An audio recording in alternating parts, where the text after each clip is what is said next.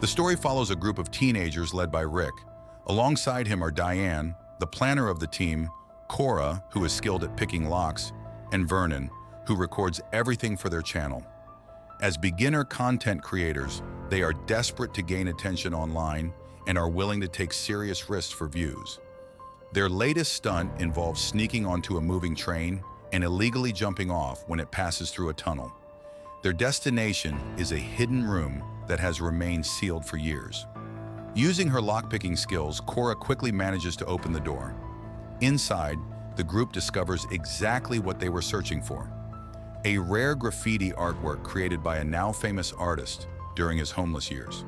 Because very few people know the piece exists, they believe documenting it could make their video go viral. However, things take a troubling turn when a crew member named Jack cuts a section of the artwork from the wall and attempts to take it with him. Rick immediately orders him to team leader. Rick immediately tells him to stop, but the situation quickly turns into a fight. After Jack leaves with the stolen piece, Rick is furious because Jack has broken the rules they all agreed on. Not long after that, they hear several station guards approaching, so they have no choice but to run. After escaping from the guards, Rick and his friends immediately upload the video to their YouTube channel. But after waiting for several days, the video only gets 82 views, far from what they expected from something they thought would go viral.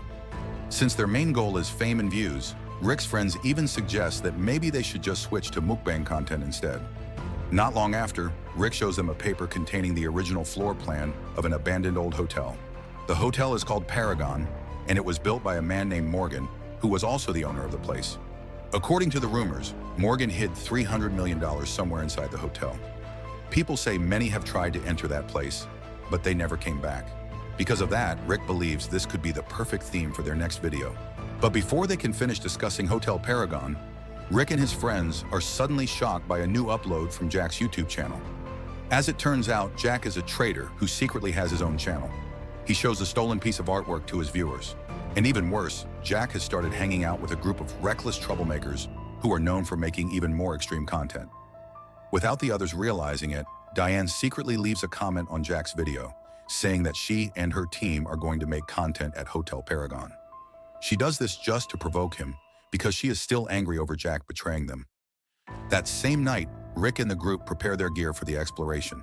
They are also joined by a newcomer named Frank, a journalist who claims to be interested in following their adventure at Hotel Paragon. He found out about their plan from Diane's Instagram post earlier that day and quickly volunteered to come along. Now a group of 5, Rick, Diane, Vernon, Cora, and Frank, finally arrive at Hotel Paragon, which sits right along the coast. Even though there is a clear "do not enter" warning at the front, they still push forward and enter through a tunnel, the only way inside the hotel. This is "do not enter." As they move deeper, the tunnel becomes tighter and harder to pass through. At one point, they even have to crawl through a long, dark stretch. Suddenly, hundreds of rats swarm out of nowhere, sending them into panic.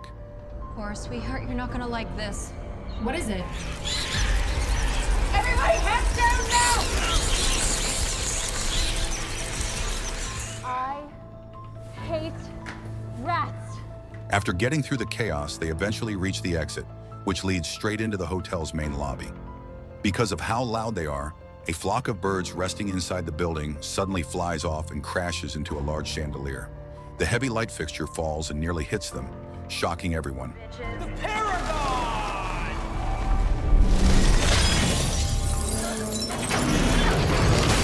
In less than a minute after entering, they have already caused a dangerous situation that almost injures Cora. While the others stay together in the main lobby, Diane is busy doing a live stream on her Instagram. Without anyone noticing, she wanders off alone to a hall on the second floor. There, she finds a piano that looks perfect for her content and starts playing it for a moment. But suddenly, a disturbing sound echoes through the room. When she hears movement coming from above the ceiling, she panics and runs back downstairs. In the process, she twists her ankle and falls.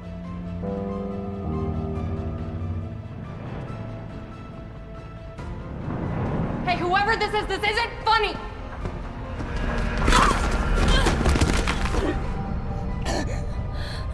At the same time, Rick starts to worry when he cannot reach Diane on her phone. However, after Cora calms him down, he tries to stay focused on the mission and assumes Diane is just doing her own thing. Meanwhile, Vernon continues filming in different rooms. While exploring, he comes across something strange. There are fresh scratch marks on one of the walls. He immediately shows it to the others, and it gives Rick a bad feeling. Without wasting time, Rick asks Frank to help him search for Diane. Meanwhile, Cora and Vernon head toward the reception area to look for the key to the front door. When Cora and Vernon arrive at the reception area, they notice a human-shaped statue covered with a cloth. Nothing seems unusual at first. While searching for a key, Vernon comes across an old newspaper article about the hotel. It shows a photo of Morgan, the owner, standing beside his wife. According to the report, both of them were found dead inside the hotel, with their hearts missing, and the cause of their deaths was never explained. At the same time, Rick and Frank continue searching for Diane. But something unexpected happens when Rick steps on what turns out to be a bear trap. No one knows who placed it there, but it snaps shut on his leg, leaving him injured and unable to walk properly. Even so, Rick pushes himself to keep going, determined to find Diane. When they reach the central area of the hotel, they come across something even more disturbing. There is an old tree standing inside, with dozens of phones hanging from its branches. One of them belongs to Diane, still containing the last video she recorded before she disappeared. Now convinced that someone is deliberately playing with them, Rick and the others move carefully, trying to find whoever is behind this. But before they can figure it out, Jack suddenly appears with two of his reckless friends and immediately attacks them. It turns out they have been there for a while. Their leader, Todd, is carrying a gun and forces Rick and the others to follow his orders. The reason they came here is because of Diane's comment on Jack's video earlier that day, and her Instagram post that openly mentioned hunting for $300 million inside Hotel Paragon.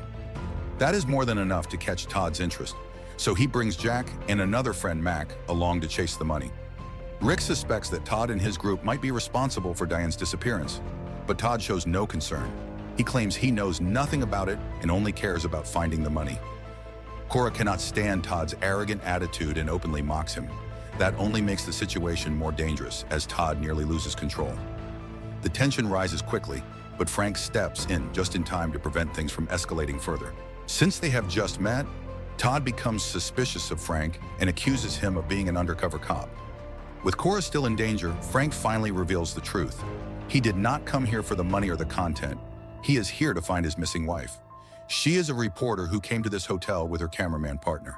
But for the past 2 months, she has disappeared without a trace. And the last place she was ever seen was Hotel Paragon. Right after Frank finishes explaining everything, Rick suddenly lunges at Todd. But instead of gaining control, he loses his balance and falls. Seeing Rick struggling with his injured leg, Todd shows a different side of himself. Rick suddenly loses his position on the upper floor and disappears from view, leaving everyone uncertain about what just happened. No one knows Rick's condition. Thinking quickly, Frank tells Todd that Rick is the only one who has the building blueprint and knows where the $300 million are hidden. That leads Todd to go down and look for Rick, whether he wants to or not. When they finally reach the lower level, they are surprised by what they see. There is a large opening in the floor, as if the structure has shifted from within. On the other side, they notice what appears to be Rick lying there. Because of the gap, Cora is the only one capable of crossing over. She is agile and used to physical movement, so she carefully makes her way across.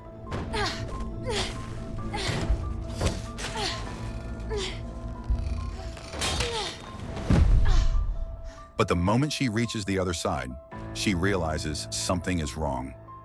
That is not Rick. It is just a dried corpse. Frustrated, Todd fires his gun and destroys the cable Cora used to cross, leaving her stranded on the other side with no way back. Instead of continuing the search for Rick, everything suddenly shifts when they hear a woman's voice coming from one of the rooms nearby.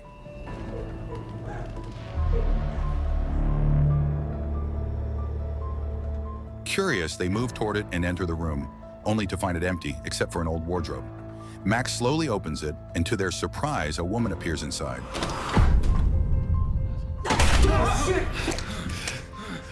She is alive but extremely weak and malnourished. She turns out to be the camera woman who came with Frank's wife. As Frank tries to understand what happened, the woman appears deeply unsettled. She cannot explain much, only showing visible fear, as if she senses that something is about to happen. Then they hear it, a strange sound, slowly getting nearer. Todd becomes alert, focusing on the direction of the sound as it approaches through the darkness. Moments later, they make a startling discovery. Jack is found lying still, with clear signs that something unusual has occurred.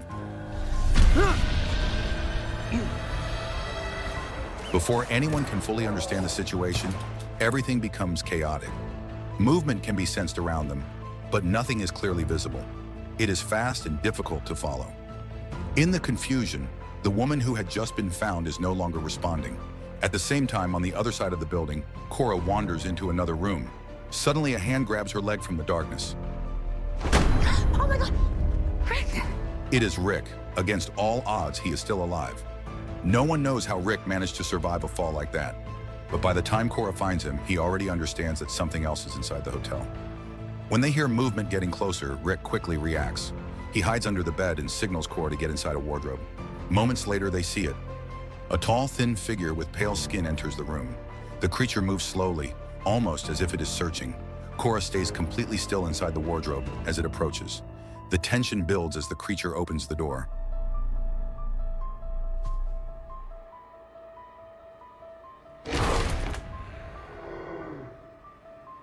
Luckily, the wardrobe is large enough for her to climb up and press herself against the upper section, using her hands and feet to stay out of sight.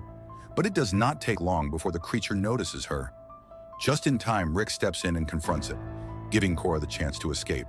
She runs straight into a nearby lift.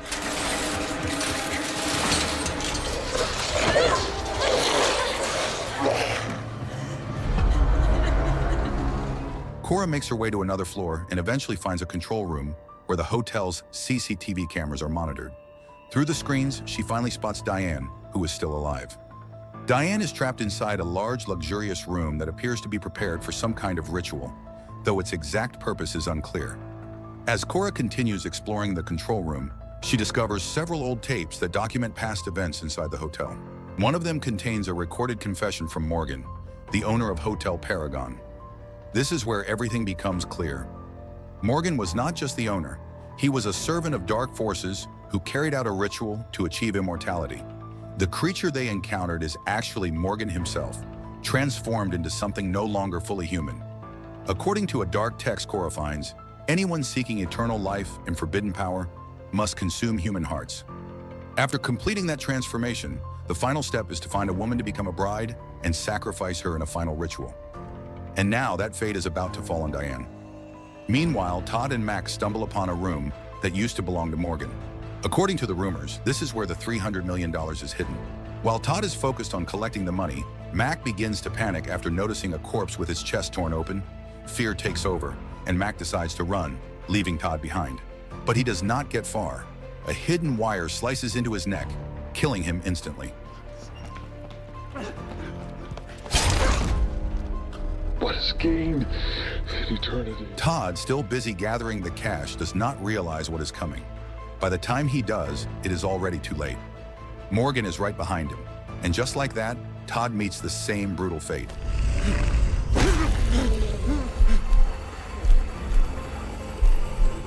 After Morgan, or rather the creature, finishes consuming the hearts of Todd and Mac, the story shifts to Diane. She has just finished reading the ritual book. In front of her is the wedding dress she is meant to wear. But it is clear she has no intention of becoming the bride of something so unnatural. At the same time, Frank and Vernon narrowly avoid the same deadly wire that killed Mac. Then Cora suddenly contacts them through an intercom. From the control room, she explains that she can now see every part of the hotel through the CCTV system, and she will guide them to stay away from the creature. But almost immediately after, the creature starts moving toward them. Following Cora's instructions, Frank and Vernon hide inside a kitchen and lock the door tightly. Cora then guides them toward a small manual lift, the kind usually used to transport food between floors. She tells Vernon to go first, while Frank will follow behind. Once Vernon makes it up safely, it is Frank's turn.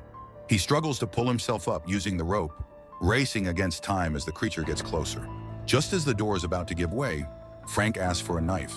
Without hesitation, he cuts the rope. The lift drops, taking the creature down with it. Frank manages to survive by jumping to another level at the last second. As Frank makes his way toward Cora and Vernon, he passes a room that stops him in his tracks. Inside is the body of a woman with her chest torn open. It is his wife. After accepting the reality of her death, Frank regains his focus. He finds Cora and Vernon and urges them to go after Diane, who is now on the verge of being forced into the ritual. Meanwhile, it turns out the creature is still alive, even after falling with the lift. Diane, knowing what awaits her, puts on the dress as if she has accepted her fate. But she is only waiting for the right moment. As soon as the creature lets its guard down, she strikes and runs.